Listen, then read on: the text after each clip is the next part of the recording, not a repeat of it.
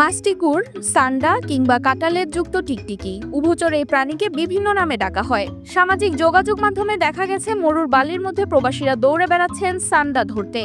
কেউ বলছেন ভাই এই সান্ডা ধরতে না পারলে চাকরি যাবে। কফিল বলেছে সান্ডা না পেলে ভিসা ক্যান্সেল। আমার কফিলের ছেলে সৌদি আরব থেকে আসছে, উনি তো সান্ডা ছাড়া কিছু খায় না। বাংলাদেশে তো সান্ডা পাওয়া যায় না।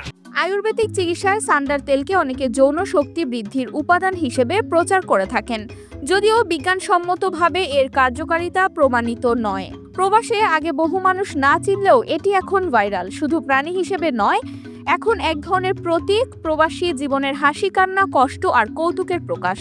যেই মরুতে সান্ডা থাকে না, সেই মরুতে কফিল আসে না।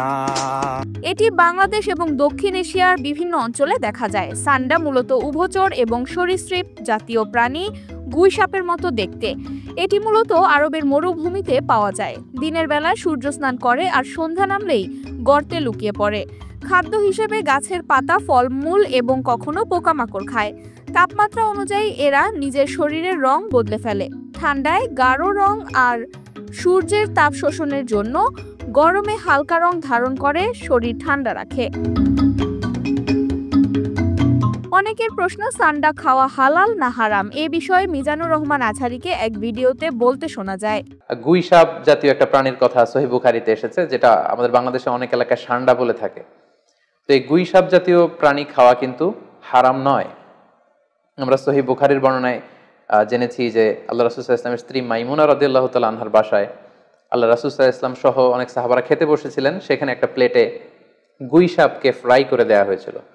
ভিডিওতে দেখা যায় একটি লিজার্ড ফোঁস করছে। তিনি মজা করে বলেন, ও ভাইরে ভাই, সাপের মতো ফসফস করে, দেখেন, ওয়াও, অসাধারণ। সামাজিক মাধ্যমে এসব তথ্য ও ভিডিও ছড়িয়ে পড়ার সঙ্গে সঙ্গে সান্ডা হয়ে উঠেছে একটি জনপ্রিয় trend.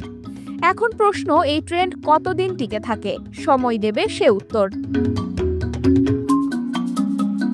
Mehjabin Khanam, revolution 24 news desk.